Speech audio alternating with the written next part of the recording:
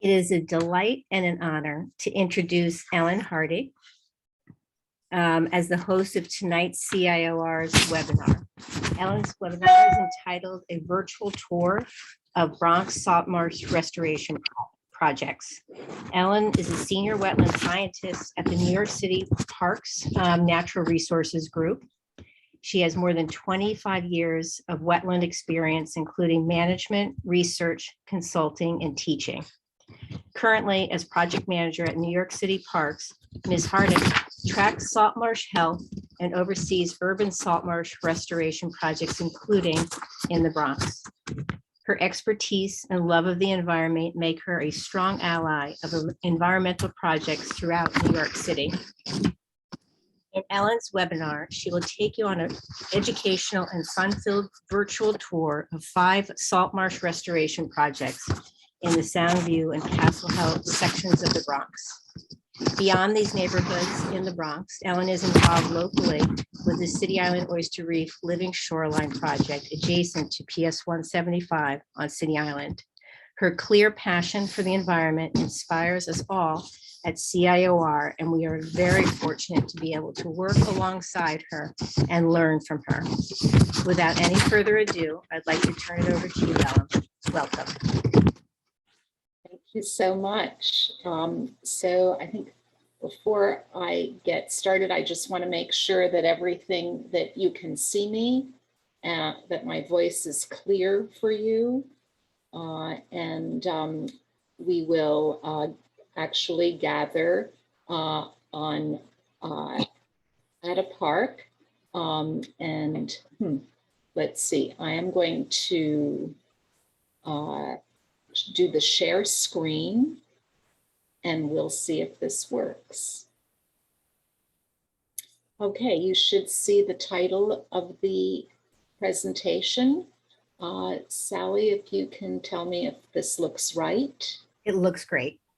Okay, I'm just going to do one more thing here. Let's see if I can.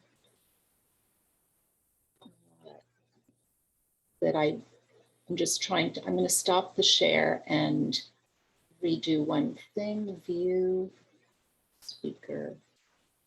Okay, that should, in the speaker screen, let's see. I'm going to do the share screen again.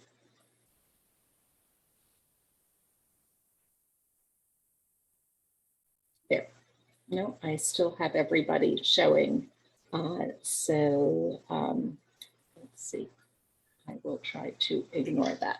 But you see the whole screen, or do you see a number of windows? Okay. We only see this, your PowerPoint and you. Very good. That's as it should be. Okay, this is a virtual tour. So I came to this way of just showing the marshes when I was out with groups, trying to give them a sense of what the salt marsh is. And we started at one site that I'm going to start with, at Soundview Park, and we surveyed like a 2-mile radius. And I want to bring you on that same tour today. And we're doing it via Zoom. So I'm going to give my introduction that I would do as if we're on the corner of O'Brien and Leland Avenue. First of all, almost half of New York City is green. We mostly don't realize that. You in City Island may know that better than most of us in some of the other boroughs. Yeah, the built area is 60%, 40% of it is green, and that is partly landscaped and natural areas. And I will ask if other people can mute themselves so there is less interruption. I just was hearing some, thank you. So the natural areas of New York City make up about 12% of the city, and that's partly forest, partly wetlands, and partly grasslands. I'm going to focus on the wetlands, And within that, I'm focusing on the salt marshes. We also have streams, forested freshwater wetlands, and emergent freshwater marshes, but we're focused on the salt marshes. Now, when I say salt marsh, what I'd like you to envision is this part of the shore that is sometimes underwater and sometimes drier.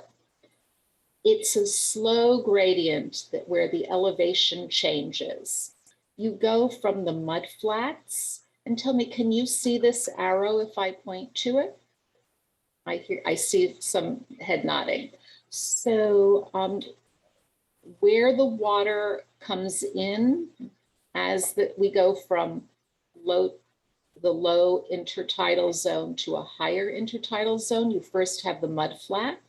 That's at low tide, you can see the mud flat and you can see great birds feeding there. And then you have the low marsh, and that becomes inundated twice daily for 6 hours at a time. And then you have the high marsh, and that's a higher elevation.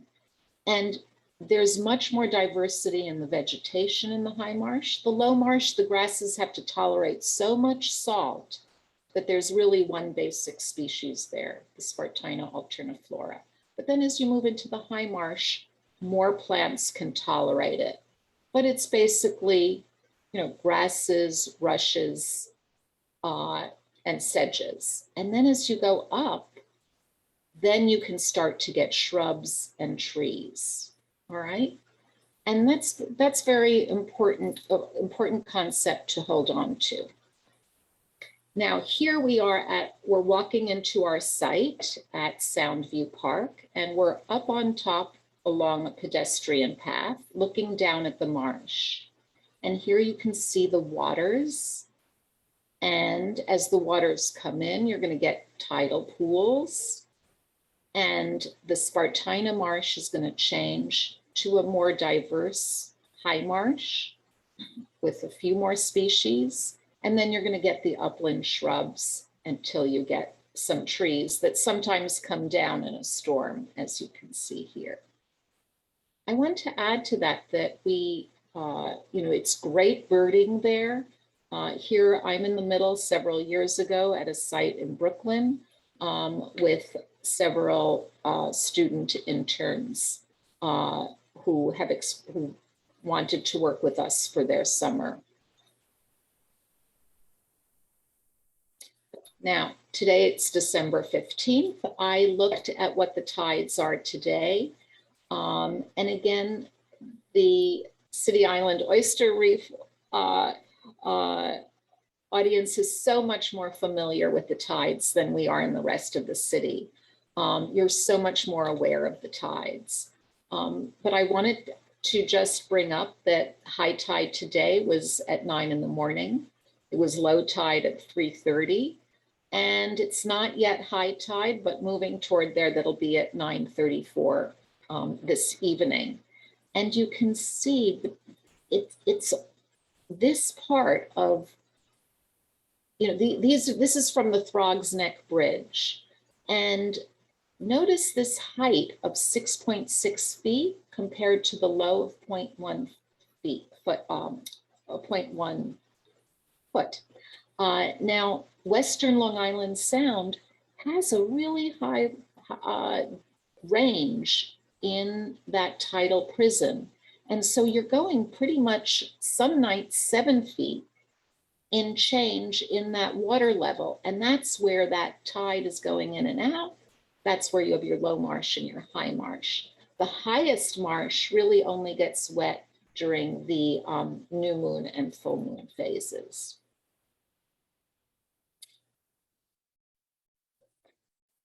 Now, why do we care so much about our wetlands? They have a lot of value and function, and I think especially in an urban area. They're great habitat for birds, fish, and other wildlife, for recreation and learning, as erosion control, and during storms, they can cushion the upland areas where there's residential development, they can absorb excess nutrient absorption from sewage treatment plants. We have many serving New York City, and they sequester carbon. And by that, I mean with every high tide, you get sediments that rest on the marsh and enable the marsh to accrete vertically, to become more elevated.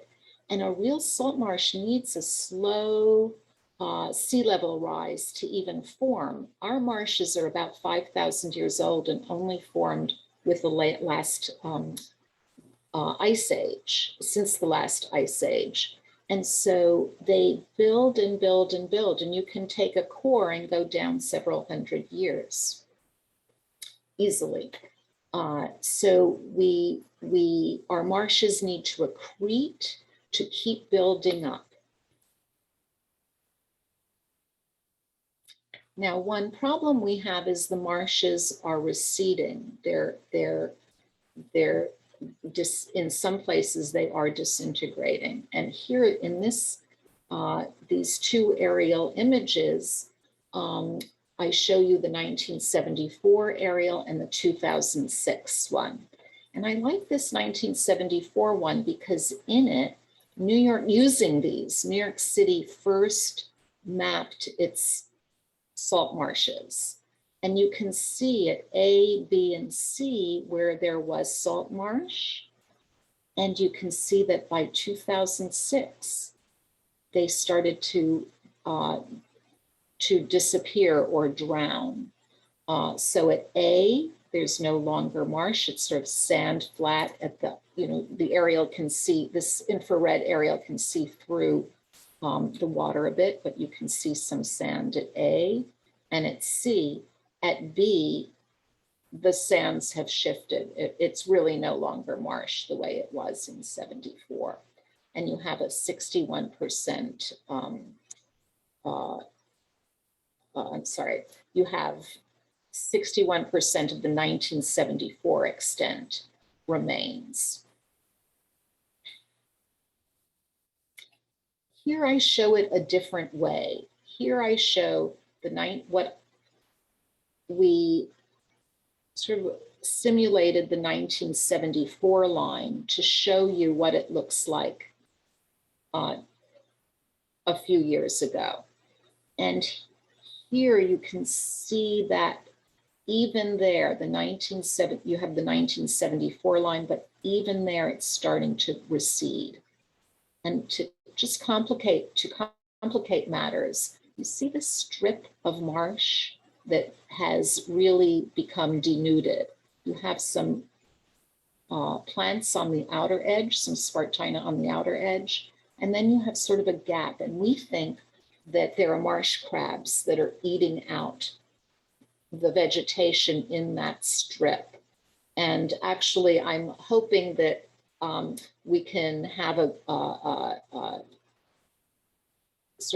group of researchers, possibly students, going out and helping us to take samples where we would put out sort of cups at night and come back the next morning and find what crabs have landed in it, and then early morning release them, but to find out if they really are there and what species of crabs. We suspect green crabs more than fiddler crabs are eating out the marsh. So just to give you a sense of the kind of research we're still interested in here.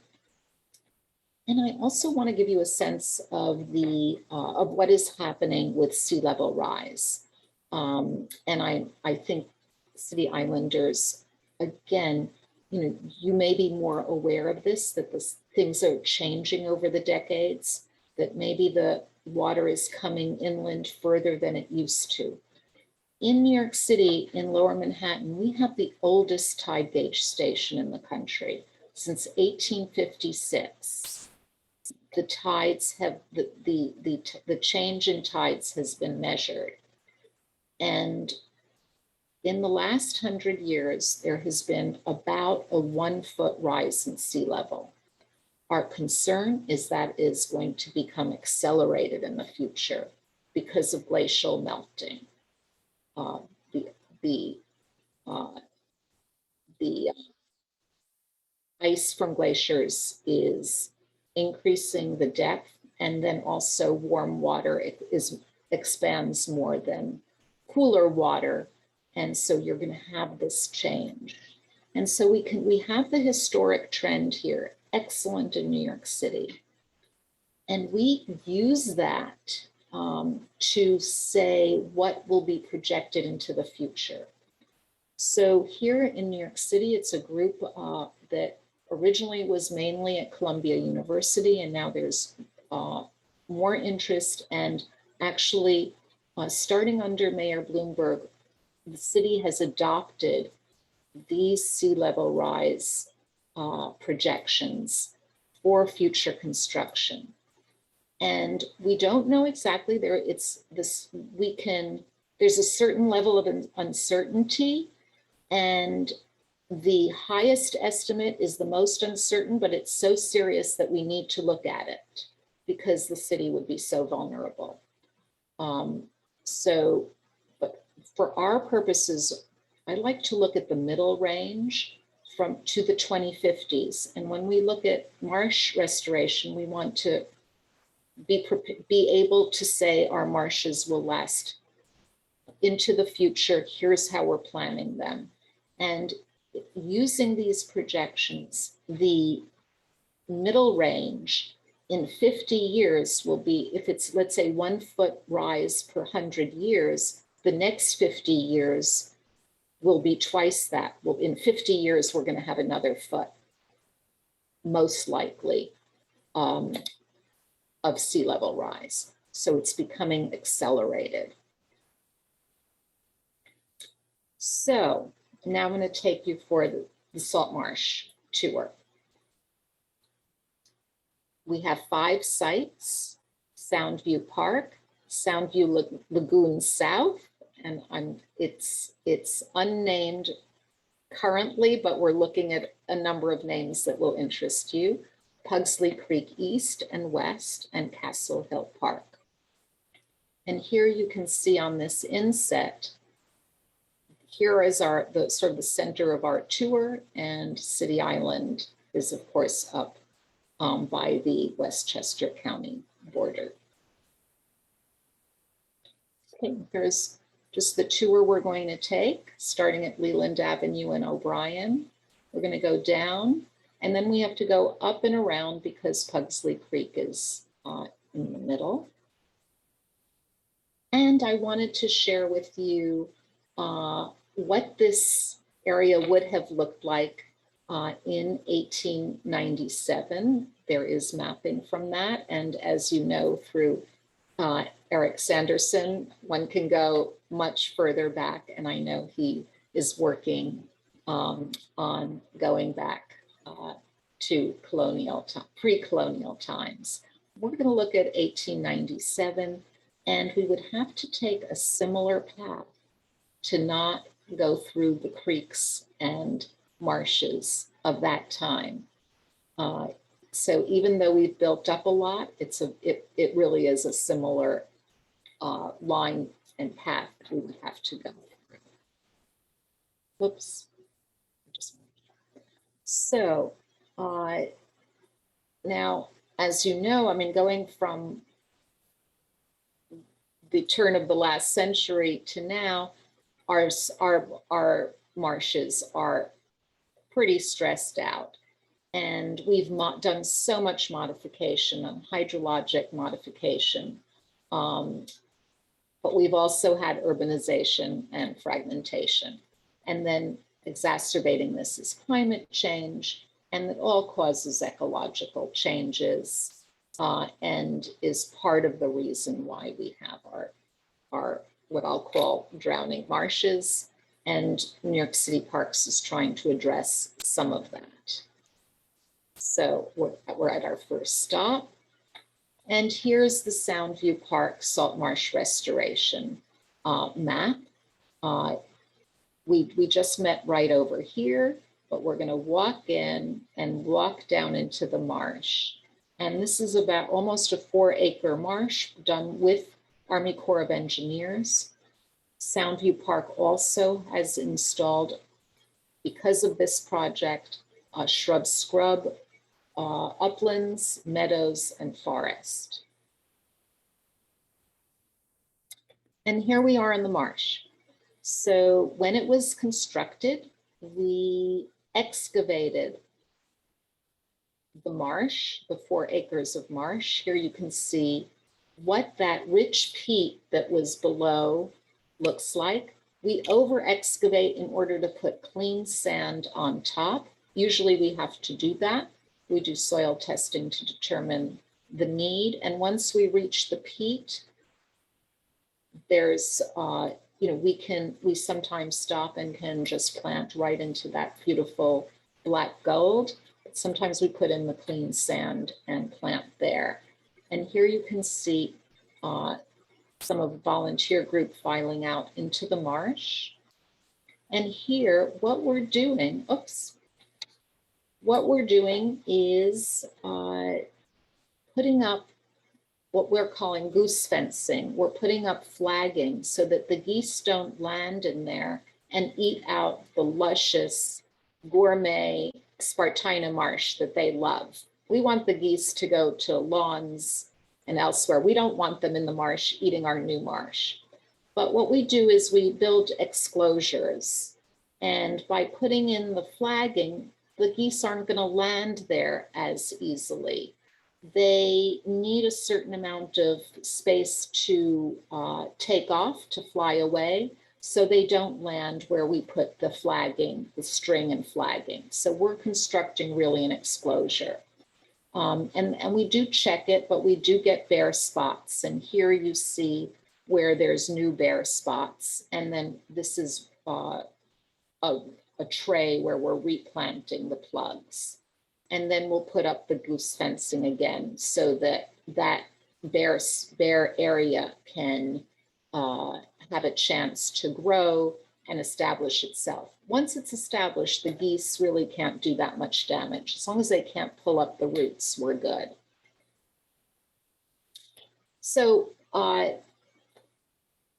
if we were out there and planting, we have to watch the tides. Here you see the incoming tides. It's time to pack up and leave this site.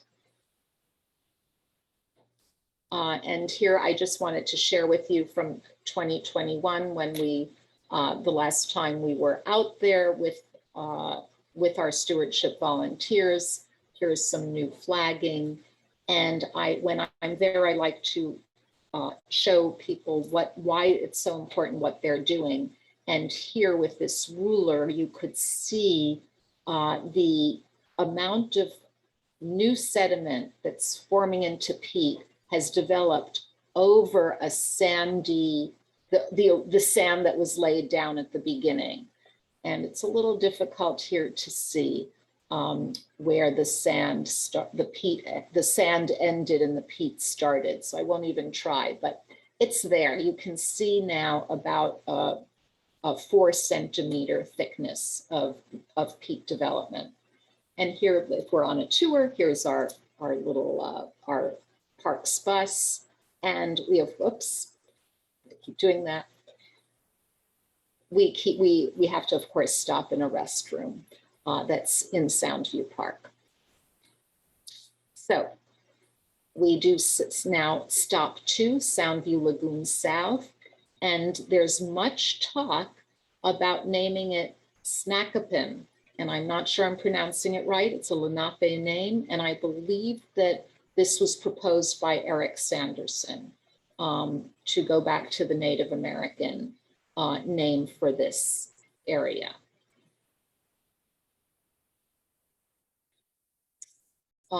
So the area has lagoons that formed back in the 1950s. These rocks were placed and it looks a little derelict. You know, you can see the water and the mud flat, and there's really not much room for vegetation.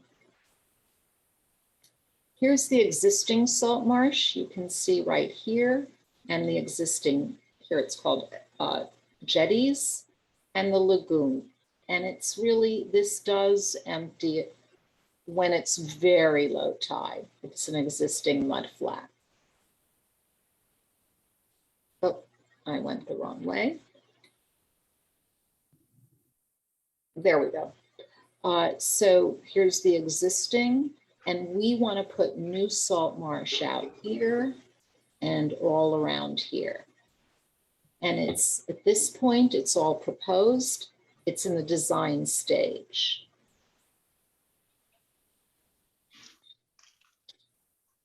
Our stop number 3, we're getting back into the van. We're going to go all around Pugsley Creek and stop at Pugsley Creek East, which is part of a restoration that was in Castle Hill Park at the corner of Howe Avenue and Barrett Avenue.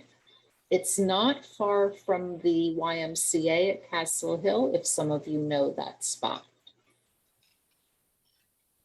And Pugsley Creek, the marsh was a strip along here, and then you have a slope leading up to the street level. It was a 1-acre marsh, and I'm going to show you what we did there. Again, here you can see where we've excavated, really over excavated to put down clean sand and then planted. And I'll say that the lower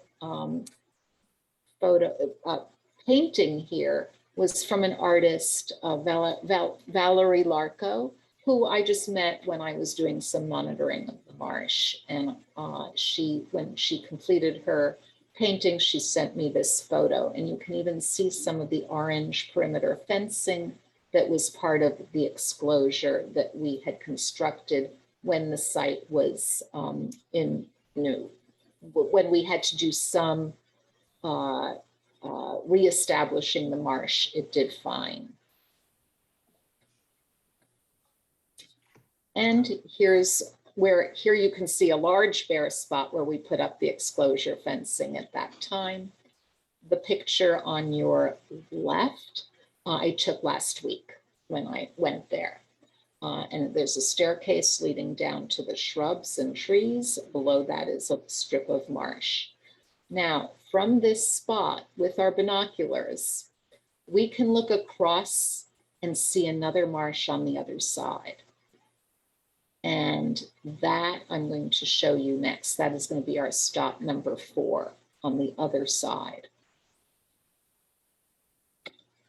Oh, I forgot we had to look at our sign. This is bilingual, and it's at the top of the steps to describe the salt marsh restoration at Pugsley Creek.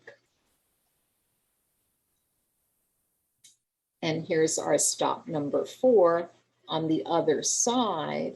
But as I say in this title, the tour will just view it from the eastern side. So from Pugsley Creek, we're taking our binoculars. We're just going to look across the way because this site is closed right now. It is still, because we're having 5 years where we're not opening it to the public. We're going to wait till it's well established before opening it. And it's now with a lot of the exclosures, not constructed by our stewardship team, our volunteers, but by contractors at the end of the project. And this project is where we had Port Authority of New York, New Jersey select this site for major restoration to compensate for wetland loss at LaGuardia Airport.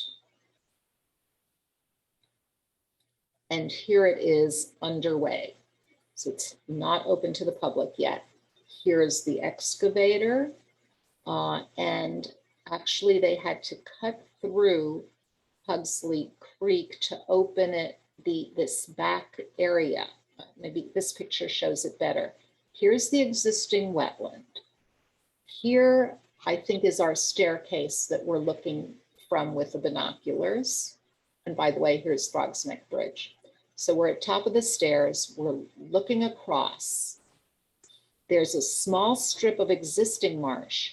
The whole purpose was to extend this marsh back, removing old fill because it once was wetlands. So that was removed, over excavated, clean sand placed, and that's where you see this photo. And this was done with a drone by the contractors. It's really a mosaic of their drone imagery. It's from April 3rd, 2020.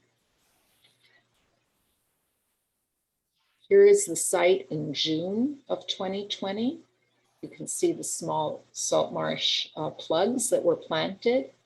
And on your right, you can see a photo I took last week of that marsh and of these small exclosures. Again, here the contractors put up the flag, the string and flagging so that geese wouldn't eat the new marsh. And you can see that it had a season of excellent growth. And across the way is Pugsley Creek, where we have the staircase that we're looking out from a different angle. And you can just see a little bit of the waterway. Here's Pugsley Creek, just a thin strip of that water body showing in the image. Okay, we have one more stop at Castle Hill Avenue, the end of Castle Hill Avenue. And this site is actually not a parks project. And I'm going to just tell you that this is not a good view because it's so closed off. But that last Westchester Creek restoration is back here. And I'm trying to sort of go as far as I could to take this picture. And this on your right is, again, Frog's Neck Bridge. And just looking at this small strip of marsh that's really on the peninsula at the end of Castle Hill Avenue. And actually at low tide, you have the best oysters growing there. I have a pencil so you can see the size. These are naturally occurring. When we first discovered the size of these oysters, we immediately got in touch with the Billion Oyster Project members, and they came and did a survey here and they were thrilled and delighted to see the number and size of these naturally occurring oysters at Castle Hill Park. And here you see the lights of Frog's Neck Bridge. So I wanted to take a moment. That was the last stop, but I have a few more things to share with you before we go for our appetizers. So I've showed you mainly where we excavate and remove historic fill, such as here at Soundview in the Bronx. There's a number of other ways we do marsh construction. One is to build out to the old 1974 lines. We have such good aerials of it, and that is the basis of the state DEC wetland maps. And sometimes we'll just fill in when we can get a permit, which is not so easy, to fill mud flat. And they're really, the state DEC wants to know that it's not fabulous habitat. They don't want that destroyed in order to make a different kind of habitat. They want you to take eroded, poorly functioning flats and then give a permit to fill that, to put down sand so that a new marsh can form. So we will reconstruct sometimes with build out. Then here at Alley Creek in Queens, we also got permission where there was a large tidal pool that was clearly enlarging since the 74 maps. And this was at, here you can see where we put in quar logs. One side was already there in 74, but on the other side, this had all sort of been part of the drowning marsh. And so we filled it in and tried putting salt marsh in there. And we're still seeing how it goes. We also will remove trash and debris from old sites, or after after Sandy, we got special funding from federal funding to remove old boats and piers that had just washed up on some of the marshes.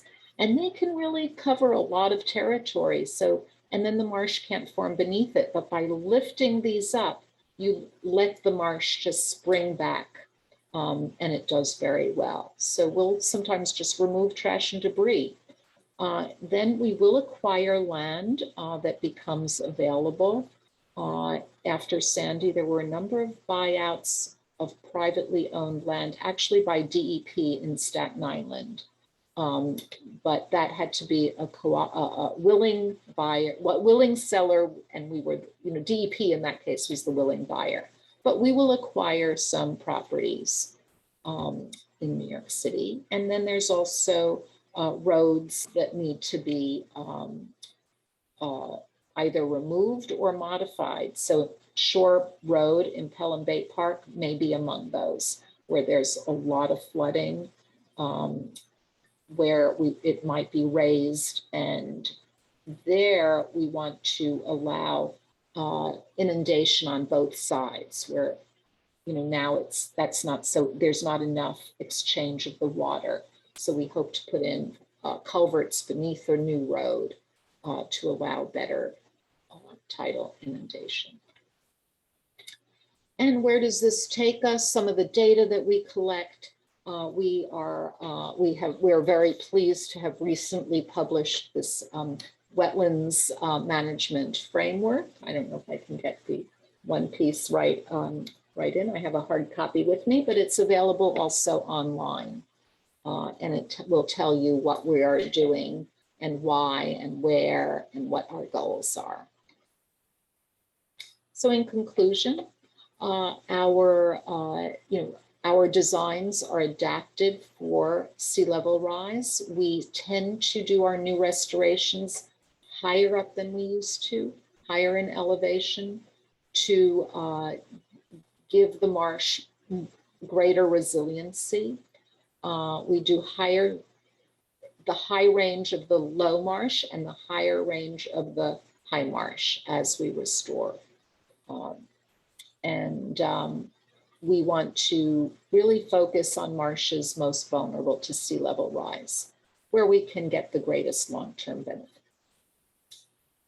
New York City is using techniques, sort of the traditional ones that I've described to you, and we're also doing some that are sort of more forward-looking, including what we're calling thin layer sediment application, that where a marsh is subsiding, we'll fill in with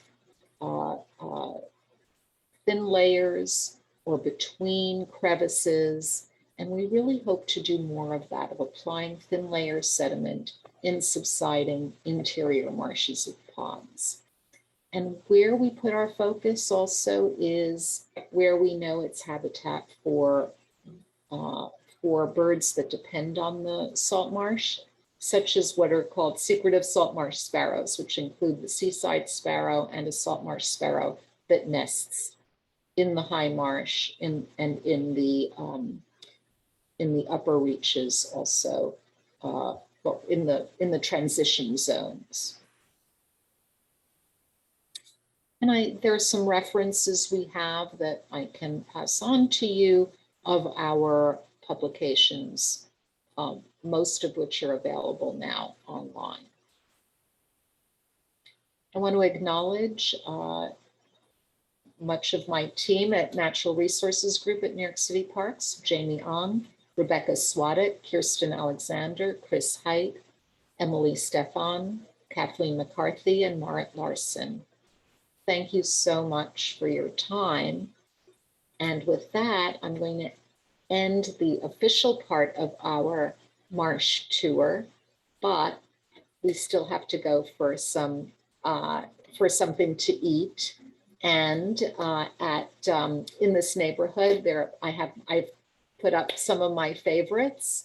The deli near Soundview Park that has fabulous Cubano sandwiches, and MS Curry Dodd, where you can get great pork and beans on rice, fabulous, and Frank's Original Pizza Italia that has these huge slices, and yet the crust is so crisp. And this one is near Castle Hill Park, not far from the Y. So I can recommend any of them, and I believe that right now none of them have indoor seating. It's all takeout because of COVID. The COVID-19 restrictions apply. So thank you. Maybe I'll just keep this up in case we need it for some of our questions, but I'll hand this over to Sally. Okay. Ellen, thank you so much for everything, for generously sharing your knowledge of salt marshes, for your restaurant selections. It's so encouraging to see the expansive work that's being done in the Bronx, in Brooklyn, and in Queens. And you really always inspire all of us. So we're so happy to be able to call you a great friend of the City Island Oyster Reef Group. And I know there are questions out there. We have a big group of 23 people. And so please feel free to ask away.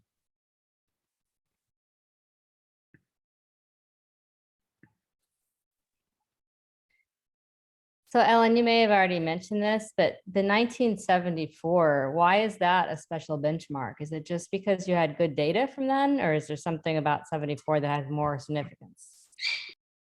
Yes, and I wonder, I will, for that question, I'm just going to answer it without going to those slides, but yes, maybe I should stop the share. We can always do it again.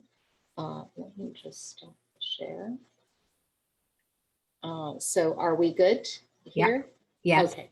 So 1974 really was right after New York State promulgated its own wetland laws. It was, it was among the states that, like Massachusetts, like New Jersey, before the federal government had wetland regulation.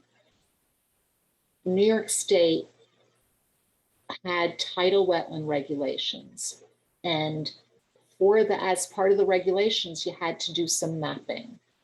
And 1974 were the aerials taken then formed the basis of that mapping. So people went out with those photographs, sometimes from their offices, but a lot done to actually go and verify that their line was correct.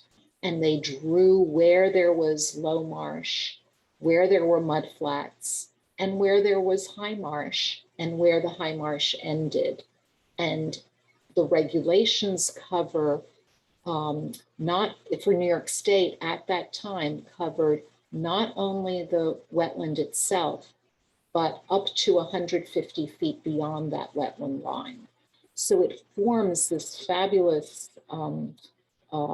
way to look back. There is photography you can use. I have a set from 1951, from 1959. You can go even further back to the 1930s. You get pretty good aerial photography that was taken at that time in New York City. What you don't have is that boundary line that was drawn in 74. That really is why we use them so so much. If that answers your question on that. Yes, thank you so much. Yeah, it forms sort of a baseline.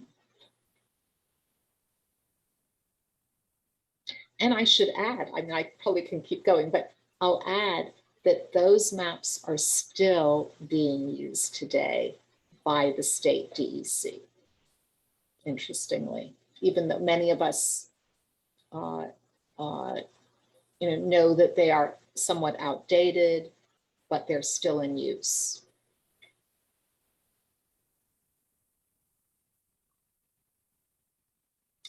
There are other questions?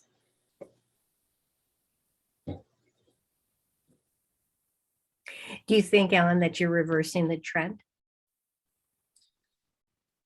Well, what the goal is to put out enough marsh that will get us to where in the future there'll be a reversal. You know, we want to give enough habitat to some of our most threatened species that they can sort of live out till we get to that other place where the sea level might not rise so much. It's a tough one. We can't be everywhere, but you want to, I guess the word that comes to mind is we want at least put out some Band-Aids that may get us through having some remaining marsh. One problem is you have, and what I didn't speak to is inland migration of the marsh, that you want to have some space where the marsh can shift inland. The problem is that may take longer than the rate of the sea level rise. So again, you have this goal, and throughout the eastern seaboard in the US and internationally, of course, a goal is to just give species a chance. And I think and there are many birders in New York City, we want to give these species a chance.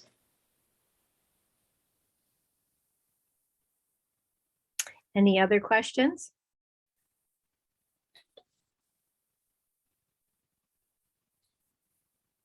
I guess not. It's a quiet bunch.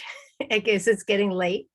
So with that, Ellen, once again, thank you so much for sharing your knowledge and spending time with us this evening and informing us about salt marsh restoration work. And I'll just say thank you. Thank you to you at City Island that are actively trying to put in the living shoreline in the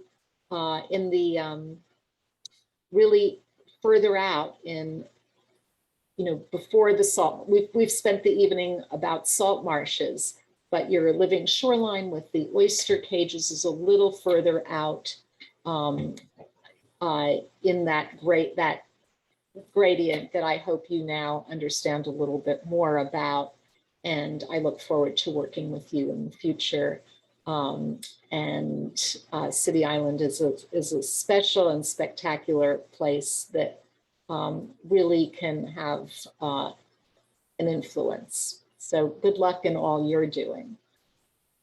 Thank you so much, Ellen. Take care. Good night, everyone. Thank you. Good night. Good night. Good night.